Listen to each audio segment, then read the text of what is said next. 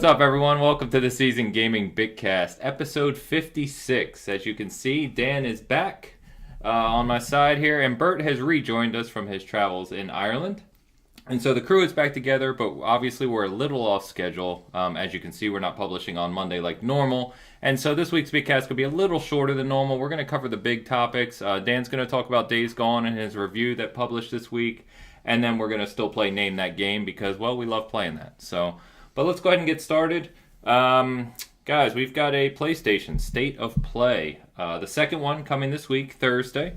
I believe, you remember the time off the top of your head? I didn't put it in my notes. I did not see it. I'll get it for us while we're over here looking and talking, so no worries. Okay, thank you, I'm sir. going to just guess 3 Eastern. It is in the early afternoon. But anyway, new PlayStation State of Play. They said we're going to see more of the Medieval remake. We are going to see a new game, and we're going to see hear some news on an announced game that hasn't been talked about in a long time. So, of course, people's heads automatically go to Final Fantasy VII Remake. But we don't really know what we're going to see here. All we think is that, we talked about the first State of Play. We thought it was a little underwhelming. I hope that they go for a little more detailed news this time. Give us a little more on what's coming, not just like a sizzle reel, video to video to video to video without any information. I like the little information. Talk about the Medieval remake. Tell us why it's special. Talk about your new game, things of that nature. What you think? Yeah. Anything would probably be better than what was last time, right? I really don't care about Final Fantasy VII at this point. I really hope that's not it. I'm hoping it's, actually Death Stranding. That's what I'm shooting for. Huh. We haven't heard a whole lot about it. Nope. That would be great to drop right before E3. I highly doubt that's what we're going to get. But maybe. As far as Medieval goes, it's one of those games I never actually played. And if I did, I don't remember it. So, I know what it is, but it's been so long. Was that PS2? Or was that PS1? That was a long time ago. This should have been Bert's Name That Game. I want to say 2. I'm going off memory, though. Yeah. But you know what? Any news is always good news, right? So I'll take it. Yeah, I'm curious if this is the last State of Play before E3 or if they're going to try to sneak one in right before. Being that, let's see, E3 starts... What is it, Ains? Around the 10th? June 11th. I was going to say 10th through the 12th, but I'm off one day. So... Based on dates, it seems like there might be one more that they'll try to take the steam away from, Microsoft or Nintendo or any other big announcements that they're going to be at E3. I was thinking that we might get maybe a release date for, as Dan mentioned, Death Stranding or even Last of Us 2, but I'm not even sure if we're going to get that. I really hope that they've took some feedback from the previous State of Play and it's not just back-to-back trailers. They have something somewhere from a developer talking or even an announcer of some sort. I have no idea who they could even use. But I hope they do something more, and dare I say it, maybe a little bit more tease on PlayStation 5 in some form. Yeah, that'd be interesting too, especially before E3. I don't know if I kind of think the ball's in Microsoft's court now, but that would certainly up the ante. I looked it up real quick. Medieval was a PS1 game, so even older than we thought. Death Stranding would definitely be interesting. I think, obviously, it's one of the most anticipated games, maybe not for us personally, but just in the PlayStation genre, or, PlayStation 4. So yeah, I did get us a time too, Ains. It's 6 p.m. Eastern, 3 p.m. Pacific, so obviously the time zone differences there. But yeah, I guess somewhat earlier for us. We're going to be, 5 o'clock? Yeah, 5 o'clock, which is good because at least you're home from work at that point. Yep. So... cool. Well, stay tuned, and we'll be reporting on that in our next Bitcast and see what we get. And also on Thursday, so all this news kind of broke this morning, which is real interesting, is we're getting a new Ghost Recon that's being unveiled Thursday as well. This one, I believe, is coming a little earlier in the morning, if I recall off the top of my head, around 11:30 a.m. Ubisoft said they were going to do this. They have confirmed now. There's a rumor last week we reported on about it being a possible Ghost Recon game. They confirmed this morning it is Ghost Recon, but they haven't said exactly what. So the most obvious answer here would be Wildlands 2. I think that would be a very popular choice. However, they could go into the history with something like GRAW, Advanced Warfighter. They've showed some things. What was that game they showed that never released? Phantoms or something? I don't know if that's what... Go ahead. Yeah, no, I think that sounds right. Yep. Yeah, I think it's Phantoms. I don't know if that eventually turned into Wildlands or if that was just a scrapped project, but who knows? Regardless, we're getting something Ghost Recon related this Thursday as well. So more good news. I think all of us love the Ubisoft games in general. And Ghost Recon, I know, Bert, you were picking up Wildlands recently. Yeah, I've got a lot of hours into it now. Gosh, I'm probably like 35, 40 hours into it. I think it's good. It just gets really repetitive after a certain amount of time. It's a lot more fun to play multiplayer with your friends, even on the PvP side, so it's really cool.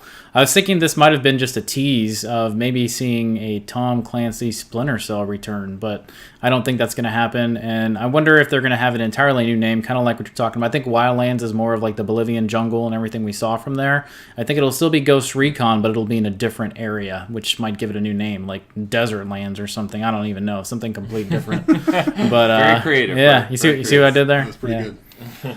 Sands of Time. No. Wildlands 2. I mean, from the little teaser that they showed, it looks more urban, I guess, than it does anything else. You know, it was kind of they showed like little like new drones and this company that's doing all this. It seemed a lot more urban, basically. I can go with some desert lands or urban lands, whatever works. I love that game. I love Ghost Recon Wildlands. I played the crap out of it.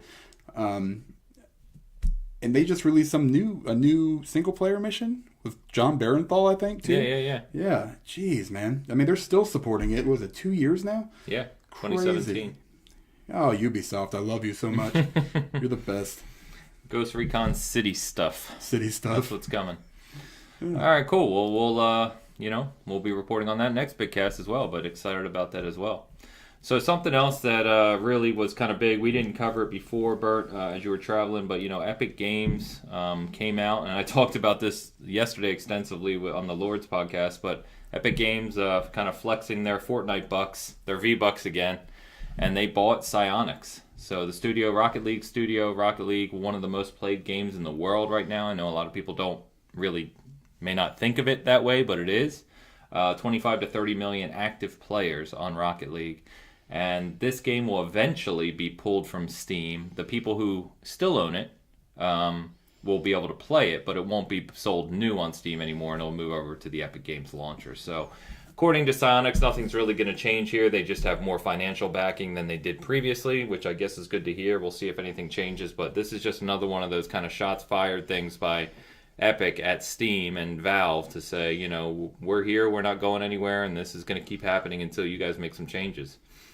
Yeah, I mean, I don't play Rocket League a whole lot, but Epic just keeps doing this stuff, man. And it's funny because it went from, it's great to have competition for Steam to I hate Epic Games, and I don't really care. I don't really play too much on the PC.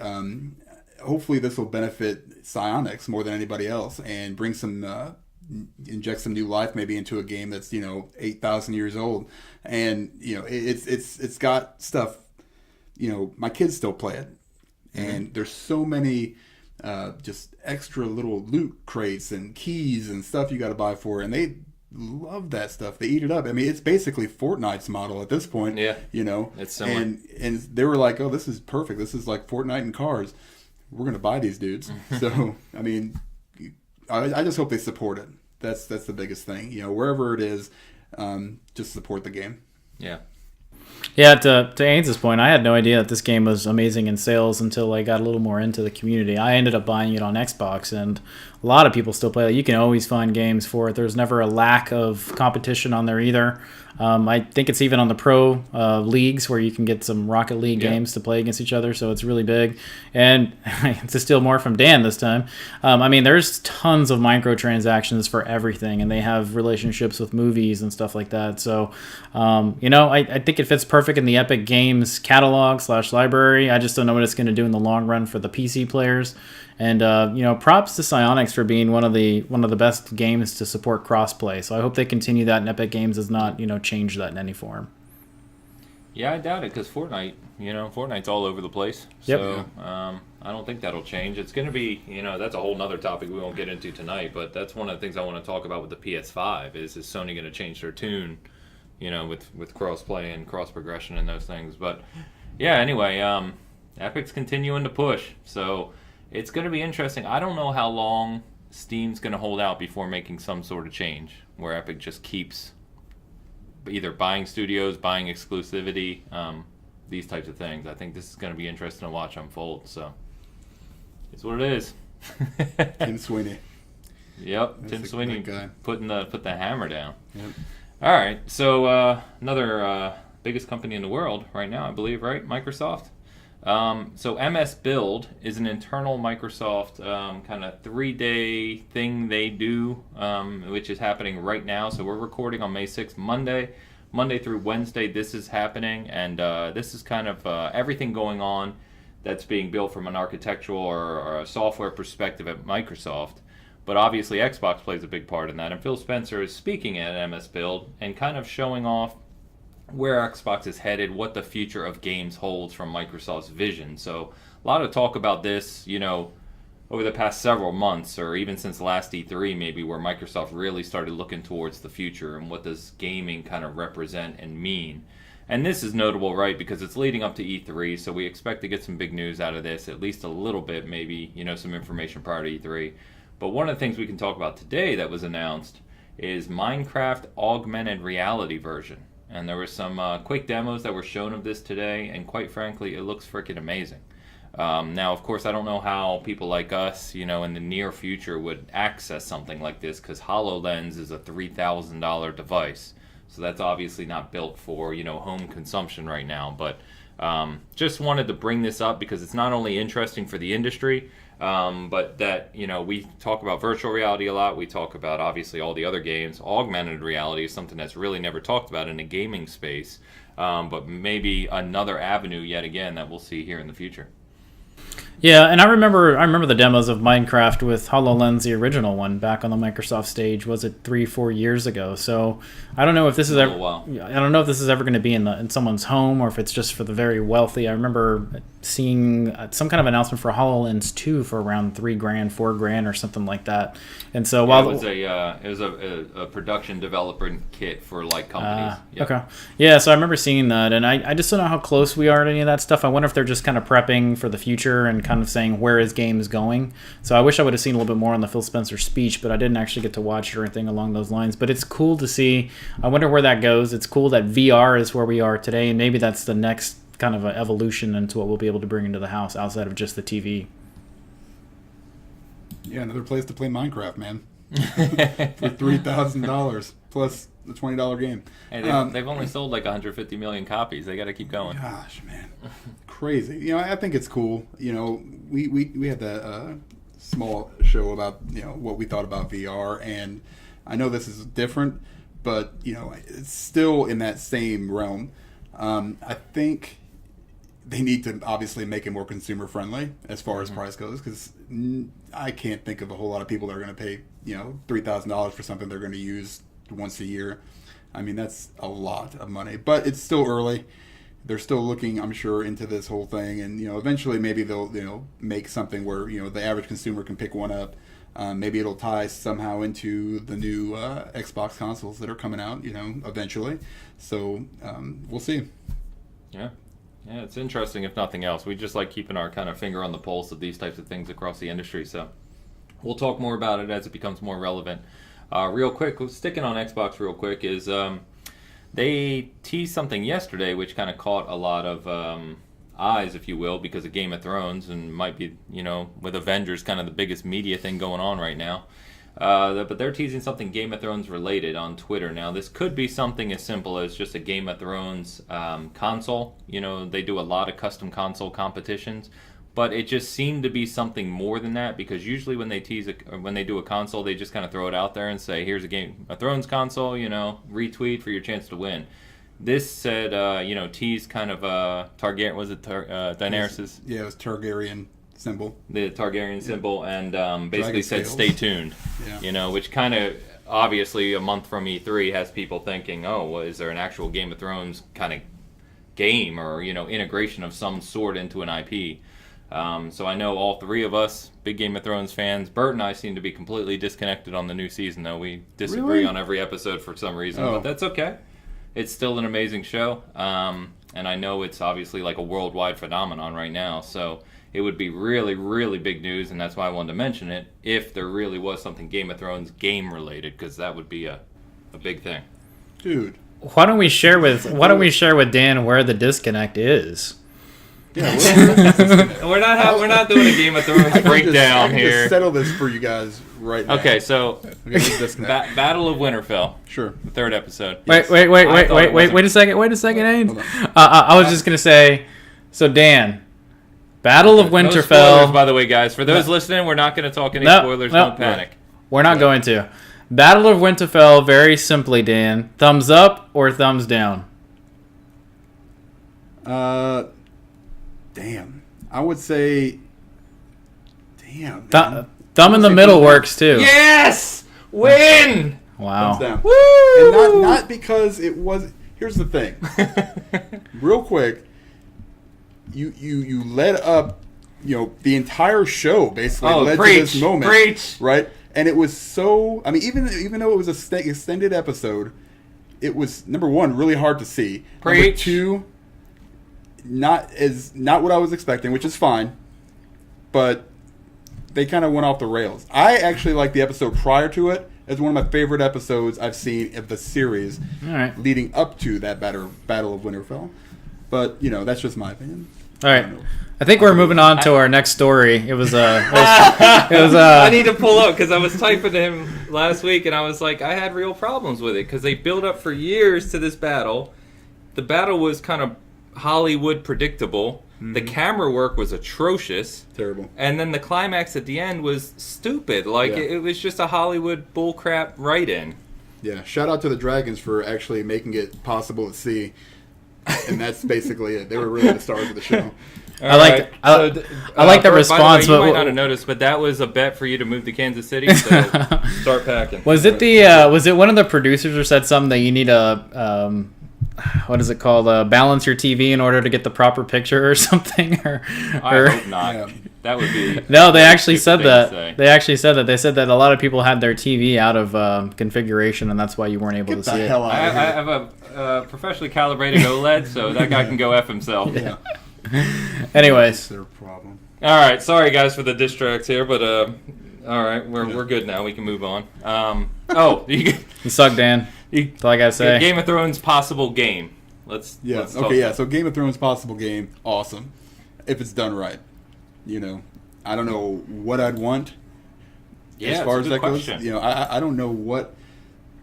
Would it be an RPG? Would it be, I mean, they have... You could go a ton of different ways. Tons of different ways. You could go hack and slash like battles. You could go strategic like XCOM. You could but the show would lend itself more to like a Mass almost Effect. Yeah, Mass Effect, or maybe The Witcher if you want to get a little bit more action oriented. Don't get me too excited. Oof, I couldn't even imagine. Eggplant. Oh my gosh. All right. We're local here, guys. Let's keep it PG. Oh, there we go. I just hit the table. I didn't have to take a break for a second and think about this. Yeah. Yeah. I just to touch on this without talking about the show. I don't even know what they would do from a gaming perspective, because we got the Telltale game, which was actually pretty good. It wasn't like amazing, but it was kind of cool to see a little bit of the background of some of the stories. But I don't even see this really turning into a bigger game. I think in order to do the show justice and the books justice, you would have to have some kind of a massive kind of open world RPG in order to kind of do something like a Skyrim or something that would give it some kind of justice. But maybe, like you said, it's just a special edition controller with a console or something, and that's all you get. But I'm interested to see what it is, because I have no idea how that universe would move into the gaming world outside of what we've seen so far. Yeah. Yeah, and I think everyone who saw this is just hoping it is something game related and not something simple like a console. But Xbox and those announcements has let us down before. So. Yeah, and what if it's something lame like, hey, you're not going to be able to stream it from the Xbox store or something all seasons or something? I don't know, but I don't know. Hopefully, yeah. Like don't make it a show related Yep. thing. Everyone's already got the damn show. Yep. Yeah. So anyway, and this is gonna come off wrong, but don't give it to BioWare, please. Yeah. Let's keep it away. You guys can play Game of Thrones Reigns on the Switch. Let me tell you something. I played that. What the hell are you babbling about over there? You ever played that game? No. Okay, so Reigns, real quick, is a game that's kind of like Tinder, and you just swipe left or right. You brought this up a few episodes ago, yeah. Okay, so I played a lot of it, actually, at the wedding, because I had no intention of paying attention that I went to. And you just you take the role of, say, one of the leaders. Like you start with, I think, Daenerys, and you make decisions, based on wealth or attack strength and all this stuff. And it's just a reading, and then you go left or right, swipe left or right, and you have to see how many moons that you can survive. Oh. So, I mean, it's a little $3 game. You can get it on your phone. You can get it on the Switch. It's actually kind of fun. Just like a nice little distraction when you don't want to pay attention at the wedding that you're at. So. All right. Well, there you go. Mm-hmm. Most people probably haven't even heard of that. I know I hadn't. So. It's awesome. All right. We are trying to get back on the rails here. We got a couple more things. Just some cool stuff. So, God of War, Raising Kratos. If you hadn't seen the Corey Barlog talking about this, this sounds really cool. This is basically a documentary of the making of the new God of War. Full-length documentary, and it debuts this Friday at midnight, so you can watch it this upcoming weekend. I don't know about you guys. I know we all love God of War.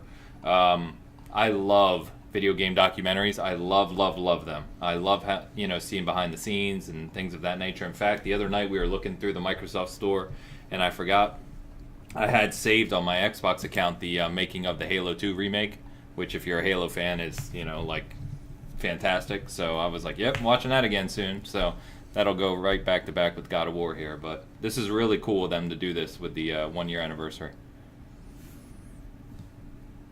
Yeah, for me, one of the coolest things from this dev team / publisher, everything with studio, they've done a ton of stuff with social media. They're still putting things out. There's still fun things that they have on their 1-year anniversary. They did a cool thing. That GIF, though. That GIF is freaking hilarious. If you haven't seen it, they had that one GIF that's just been recycled with them kind of showing Kratos. It's like the greatest GIF ever made. It's fantastic. All of them they put hilarious. out are fantastic. Yep.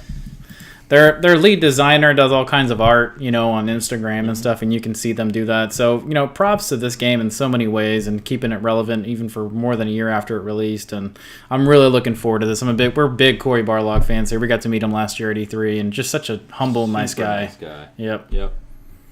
Fantastic. I hope we get to run into him again this year because he was just awesome. Man, yeah, I'm with you guys, man. I'm a huge game documentary guy. I'm just a huge documentary guy. Yeah, because I'm probably just because I'm old, but I mean, I just love seeing those behind the scene things. And I actually just watched that trailer today. I've known about it, but I never watched the trailer until today. And man, I'm pumped. I mean, that scene where he's sitting there at the Coliseum or wherever he's at, and he's just kind of like, sitting there and like, oh my gosh, what's gonna happen? And they reveal crowd, and the crowd just goes nuts. That kind of stuff, is why next year I will be at E3 for sure. So, nice. Yeah, I'm excited for it. Just realized sitting here, the God of War Steelbook is literally right next to my head in the picture, so that works. That was not planned, by the way. And then lastly, last piece of news before we get to Days Gone is Jedi Fallen Order is confirmed to be shown at E3 at EA Play. Which Bert and I registered for today and got both signed up for the same time for the back scenes gameplay demo. So super excited about that. Respawn, we've talked about it. Fantastic studio. This might be the Star Wars game we've been waiting for years and years now, we hope. And can't wait to just see this a month from now and report out on it to you guys. So. Yep, so that's all I can say is bring it. I can't wait to play it. Bring it on. Bring it on. So, all right, let's talk some Days Gone. So, your review went up just yesterday, right? Yeah. As of this recording. I'm going to pull it up a little bit on my phone here. Yep, no worries. Because I was slightly unprepared. So, I'll talk briefly then. Yeah. So, we a lot of discussion about Days Gone. It's in that weird section because it's a Sony first-party exclusive. It caused a whole bunch of consternation and arguments, which we're not going to worry about here. So we'll talk about the core of the game. Now, what I understand from us having, because the three of us have talked about you playing it a lot, and to be clear, Dan's the only one of the three of us who has played it. But you finished it, a lot of time into the game, and it seemed to be one of those games that had really high aspirations, great design methodologies, but execution may be lacking in a bunch of areas. Right. So let's hear kind of your overall take on it. Yay. So I have been playing this since it released. That's pretty much the only thing I played. I finished it Sunday night, and You wrote the review like right after. yeah, like immediately after. I mean, I had it was fresh in my mind. It's one of those games that you play and you're kind of torn. You know, you don't know, like, do I really like this game, or am I so invested at this point that I just need to finish the thing and, you know, finish it and be done. There's a lot of good in this game. There really is. Unfortunately, it's overshadowed by a lot of just bugs. I mean, that's really the only way to say it. You see glimpses on social media of the bugs that are present, some issues with like lip syncing, which are, you know, that I didn't hit that till towards the end of the game, and I had to basically restart the game because PlayStation allows you to, you know, just start back from where you started back up, just like Xbox does. And I think it just needed a kind of a reboot.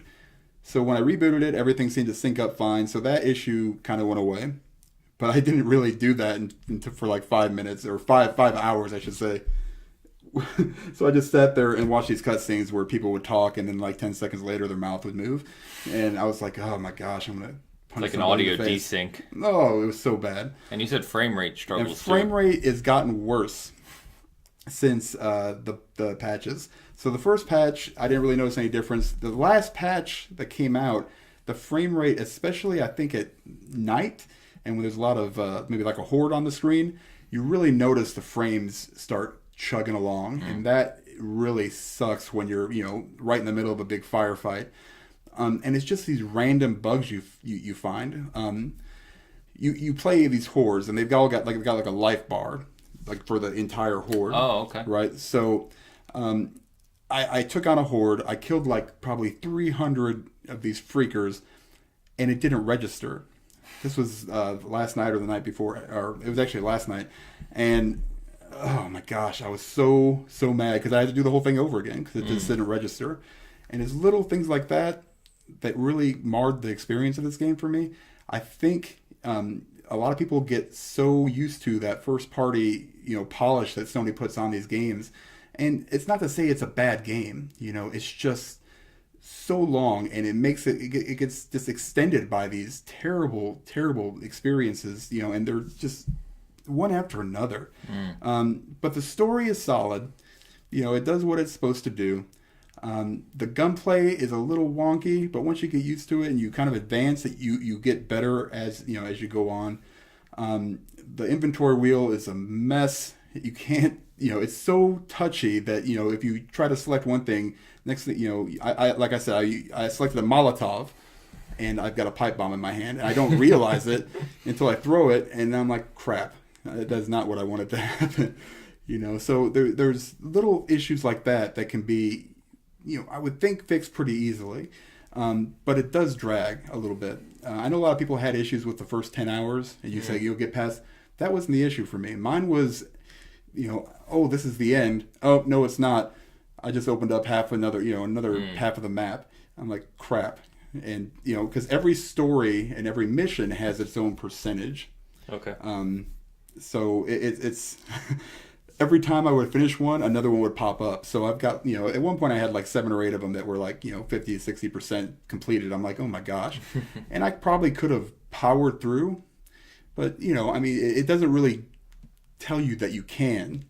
So I always thought that, okay, this is, you know, I have to do this to advance. And you unlock different things as you go on if you finish certain stories, most of which are, you know, crafting or skins for your bike. That's a very cool part of it too, is the upgrading of your bike. Like I said, it shows up on like the home screen too, which is pretty cool. Yeah, right? it's cool, man. I mean, it's there's a lot of good stuff in this game, and I don't think it's terrible. I think it's, you know, maybe a bunch of missed opportunities, but you know, I would say this game at $40, buy it if you got some time, because you're gonna have to sink some time into it, especially if you're a completionist. You know, there's a lot to do. There are a lot of collectibles. Yes. Well, let me think. There are some.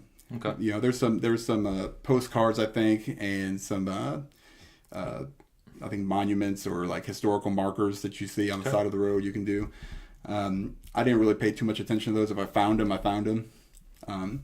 So I didn't go that far into it, but I felt like all the missions I needed to do. Yeah. And I think I left one that was like at 70-something%, but all the rest of them got finished. So, and stick around to the end. Play for about 30 minutes after you actually finish the game, quote unquote, because you can play after the credits. Keep going because there's some more to the story after that. And then after that happens, you're pretty much done. Just stop playing because you've probably been playing for 3 years. So kind of like Red Dead Redemption, you get the end credits, but then there's that extra mission you got to do to get the true ending. Right. So that's, I originally said, well, this is very much like Red Dead Redemption in that, Stop it. It was. Not in scope, all right? Not in scope, because that was, Red Dead was just humongous, and they did a lot more polish, but you still found issues every once in a while. Every game's going to have them, and I think... The bigger the game, the more potential for issues. I think a little bit was blown out of proportion on social media, but also Sony knows how to promote a game. Oh, yeah. So they, the sales numbers don't surprise me one bit, and people who, are very big PlayStation fans, will buy all this stuff immediately. They're eating it up. They love it, and it's good. Like I said, if you enjoy it, great. It's fun. I mean, there's times where I was just like, yeah, the acting on the other hand, like Sam Whitaker, I can't remember what his name is. Sam Whitaker, the guy that was played. What did he play? No, Deacon St. John, but he played a Star Killer in The Force Awakens. Oh, same dude. Okay. Yeah, that's the first thing I saw him. I was like, oh, Star Killer. Yeah, so I kept pushing on. Maybe whip out some lightsabers eventually.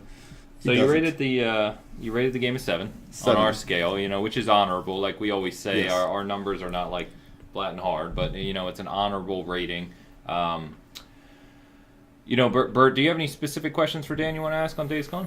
No, I think you covered it. My biggest thing was going to be, are the issues that people are running into as legit, or is it being overblown? But I think you kind of spent quite a bit of time saying some things are fixed, some are not, some have gotten worse, but it's playable. One thing that I did hear that I don't think you mentioned it because you don't really play on the base PlayStations, but I heard that if you play this game on base PlayStation, it sounds like an aircraft carrier is launching about 50 different jets from your PlayStation, and it chugs like crazy. So if you do not have a Pro, to be careful with this game because it needs to be patched dramatically on those base consoles. Oh yeah, I would say you're right. I play, mine was digital. I do have issues with that even on the Pro when I play a game with a disc. Yep. Which is why I don't have discs. Hey. Because they make my PlayStation sound like a jet airplane. So I didn't hear a whole bunch of that, but I mean, even on the Pro, you shouldn't be having these stuttering issues like it does. So it's stuff that I think can be fixed, but I really did enjoy my time with it, even though I thought it was a little bit too long. Yeah, I was going to ask. Go ahead, Bert. No, I had one legit question I had for you is, was the story kind of cringeworthy, or did the story actually get pretty good at some point? Because the stuff that I have seen in just clips is just like, what the hell is this? So what are your thoughts? I would say the story is good. I think the acting is a little bit more cringy. Okay. It's more of the. There are some moments you're like, oh yeah, for example, there's a mission in, Red Dead Redemption 2, that was, just like Arthur Morgan riding on a horse with a song playing in the background. One of the best. Brilliant. Oh yeah, one of the best scenes for me anyway in like modern gaming. Yep. There was a couple where they kind of did that, but you're on a motorcycle. Okay. But it just didn't feel as impactful because I think it's not easy to do. It's not, but they did a good job with it. There was a couple of them where you're just like, yeah, but then they're also talking over stuff. So it's really weird, that really weird dynamic. You're never going to replace that one scene in Red Dead. So, Nope. But they tried. They did try. Yep. Cool. So I was going to ask, you mentioned all the side missions, and there's a lot of them. Mm-hmm. So two in one question. Does it feel like the game is longer because some of the content felt like they had to fill up the game to make it feel bigger and broader? And in that same vein, do the side missions, are they meaningful? One of the things I think we all praise The Witcher 3 for, not that I'm trying to compare this to The Witcher 3, but the side missions in The Witcher 3 were just as good, if not better at times, than the main story. They were just excellent, right? Most of the time. Are these side missions worth doing? Are they fun? Or are they more of like a boring grind that kind of puts you half to sleep? Yeah, they get a little bit repetitive. A lot of them are, hey, Deke, we've got some raiders somewhere. You need to go clear out their camp. That's a lot. There's a lot of those. But like, there's not one main mission, right? It's like all these little tiny missions that kind of form together into one big story. It's really kind of weird how they did it, because there's several different little stories going on at one time, all culminate. I can't even say it. All coming together. Culminating, yeah, into that one big storyline. Okay. So they did a good job with that, I think. So they kind of everything kind of comes together towards the end. Okay. But yeah, there are some definitely grindy, little missions that are, you almost have to do because you want to get those extra crafting deals, and so. All right. Well, yeah. Cool. I think the one thing that sounds funny about the whole Freaker Hordes chugging and really being unpolished in that vein, or struggling, making the system struggle, is weird because we've heard about World War Z, which is a $40 game from a smaller developer with less funding, and all I've heard from that game is there's massive hordes and they're like incredible how quick the game doesn't slow down, like you can fight all these hordes, and I'm thinking to myself, how the hell did a first-party Sony game not be able to accomplish that, whereas this other game, could be a whole number of reasons, I'm sure. So, but anyway, Dan's review is on the site if you want to read it.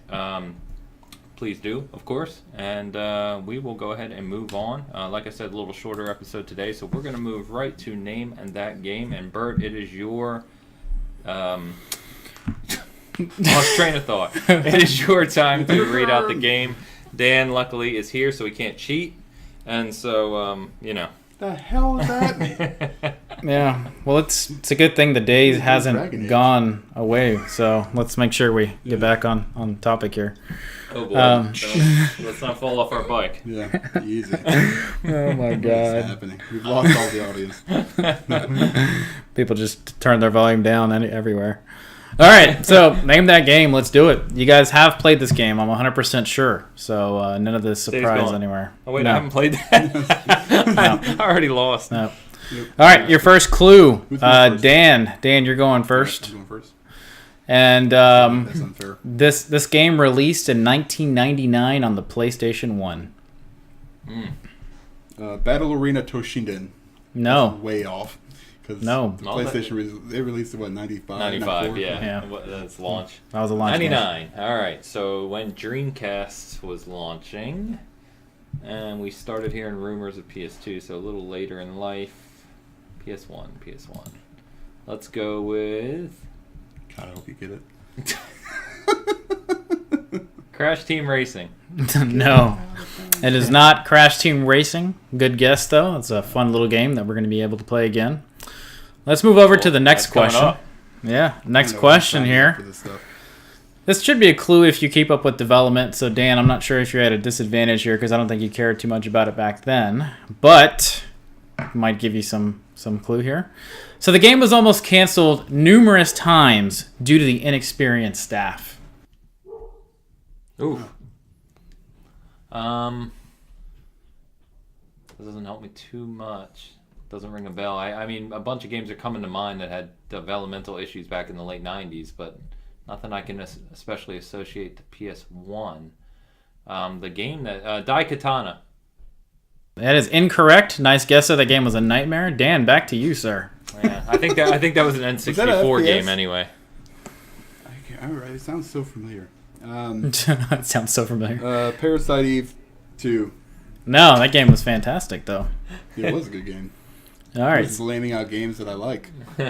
So sticking with you, Dan, we're on question 3. This game was re-released on Android in 2011. This guy with his phone games. Killing me. I played Dune 2 on... Don't you start with Dune 2. That's not my Don't you start with Blood 3. Yeah. 2011. Remember, the initial game released in 1999, and it re-released on Android in 2011.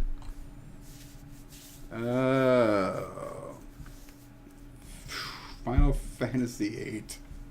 I don't know, man. No. It is not Final Fantasy VIII, but that is a good guess because those have been everywhere. No, that was already an option. I'm just trying to think what would be on Well, Android. it's funny you said Final Fantasy VIII because honestly, my guess was going to be Final Fantasy Tactics. Nope. Is that really your guess? Yeah, it's it not. really was. That is not incorrect. Also a good guess I here. mean, well, you know, Final Fantasy could have been anywhere. Yeah, well, I don't think Squaresoft was the developer he's referring to, but that's okay. Moving on. All right, next question. We're at question 4, by the way, gentlemen. The game was highly influenced by the team lead, and the game that oh my god, I totally butchered that clue. let me repeat that here. Yeah, I hope so. Per the team lead designer, the game was highly influenced by GoldenEye. Okay.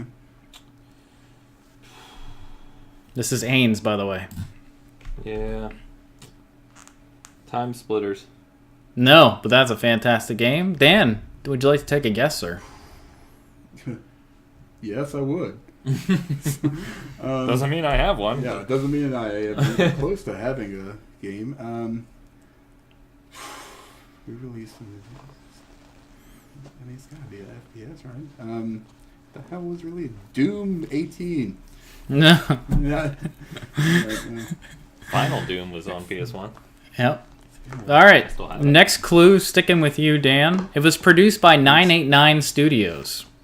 Oh, okay. All right. That's coming back to me a little bit because that was Sony internal, if I remember correctly. Maybe not. I'm not sure. Dan, your guess, sir.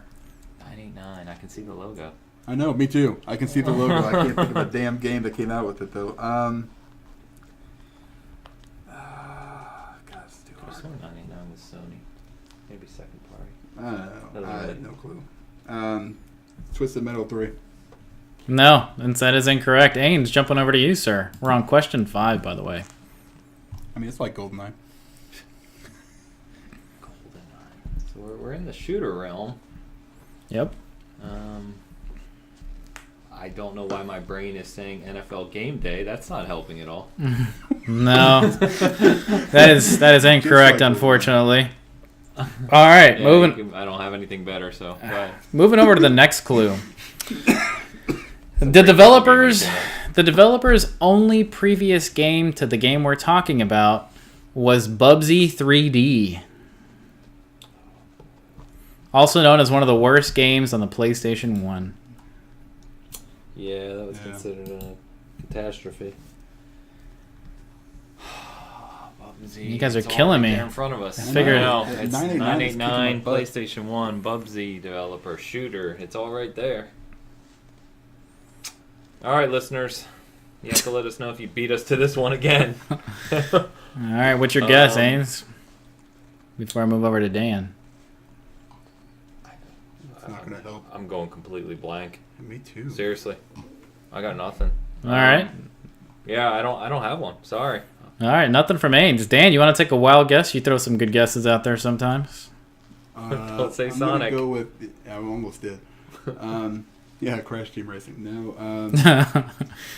Let's see here. 99 and Bubsy and I got nothing. Go 14. No. Sadly, no. Wow, I thought you guys would have this by now. Okay. The game had 2 additional PSP spin-offs. That doesn't mean that there wasn't other sequels or anything, but there was 2 PSP spin-offs. I never played the PSP. PSP was cool at the time. I did, but that's not helping. 2 PSP spin-offs that were actually rather good. PlayStation 1. Red Faction. No, incorrect. Ains, you want to take a guess here? So that was PS2. Yeah. And my guess was going to be Resistance, which was also PS2. Yeah. No, that is incorrect. Incorrect again. I hope these questions help more than these are. All right. A future sequel was produced by Sony Bend Studio. That's why I picked this game. Like one other one. That's why I picked this game. It was a PS. It was a. I'm It going. was a I'm Vita going. game, I think. Well, I mean, Ben did Uncharted: Golden Abyss before Days Gone. Yep. I will tell you to add to this clue. Uncharted is not what this developer is best known for. Bend? Yeah, Sony Bend Studio, before the Uncharted Abyss game that you were just talking about, and before, obviously, Days Gone, they were known for this game. Sequels to this original game from 989. That is correct. God, I'm at the point now where I'm getting embarrassed that I don't know. Yeah, you're about to get kicked off your own Bitcast, sir. Dan kicked me off last week. Yeah. PSP sequels in the shooter vein, and PSP didn't have a ton of shooters because it was kind of funky with that little. Yep. It wasn't a D-pad; it was that flat circular thing. Yep. I forget what they called it. This one's gonna make me mad. Yeah. You guys are running low on time. Running low on time over there on the guess. Yeah, we need like a count. I don't have it. I don't have it. All right, Dan. Hold on, it's Dan. So- Yeah. 99. Bend Studio did the sequels to it. I just gotta look at something on my phone real quick. I literally. We're about to be on question 9. Just go ahead. Skip me. All right. The main character for this game. His name is Gabriel Logan. That's 2 first names. It's terrible. Jesus, you guys are killing me right now. You better get it on the last clue because we're on question 9 right now. You have one more Gabriel clue. Logan. Doesn't help me at all. That's nothing. Wait. Oh, I have a guess. Go guess. Do you have one? No. All right. My guess is Syphon Filter. Oh. It is Syphon Filter. That is And Finally. nice. Dan, was Ames cheating over there looking at his phone or something? No. Hey. Eh, On camera. No. I have video evidence. He was not cheating. Oh, it finally hit Damn me. it. Funny enough, I literally, right back there with this old game stuff I have a demo disc of the original Syphon Filter before it came out, still sealed. Was it? Yeah. Was it from one of those magazines? Yeah. Yeah. Yeah. I think I had it too. Yeah. Son of a bitch, Bert. That Yeah. was like Sony's attempted answer to, attempted It's over. attempted first party Metal Gear. Yep. And that was actually And the last clue. The last clue was it's most compared to Metal Gear Solid. So Yeah. That would have definitely done it for me, but I'm glad I got it before that because then Splinter Cell came out in the Xbox era after that. Yep. I'm glad I got Yep. it on question 9 and not 10. Yeah, I mean, Well- now I'm not embarrassed. Yeah. Yeah, I thought you guys would have got a little bit earlier, but that's okay. We got it out of the way. Syphon Filter, fantastic game. If you didn't play it back in the day, hasn't aged that well, but it's Kind pretty of good. surprising they haven't brought. That's another dead IP, that they could do something with. Yep. So. Yep. I want to go play it. I don't think I would nowadays. It'd probably be atrocious. The control has not aged well at all. It has the tank controls. I So. guess it hasn't. All right, good fellas. job, Well, Ames. good game there, and that's gonna wrap us up. Good lord, for Bitcast 56. So a couple things just to close on real quick. Yesterday, actually, on the live show, I happened to be part of the Iron Lords podcast, and it was a really, really fun show with those guys. Highly recommend checking it out. You can find that Iron Lords podcast on YouTube. Would appreciate that. A lot of good topics we covered there. In the coming weeks, of course, as we ramp up towards E3, we're going to start doing some of our traditional things. We have our predictions episode that's going to come up, which we always track, and we'll start talking about some of the big rumors and our plans for content in E3, as Bert and I will be there. Damn it, Dan. And covering it again, we're going to EA Play, we're going to FanFest, the Xbox conference, we may be going to Bethesda, so we'll have some really good coverage for you guys. Anything else, guys, before we head on out? Nope. That'll do it. Thanks for listening. Cool. That's episode 56. Thank you, guys. We'll see you next week.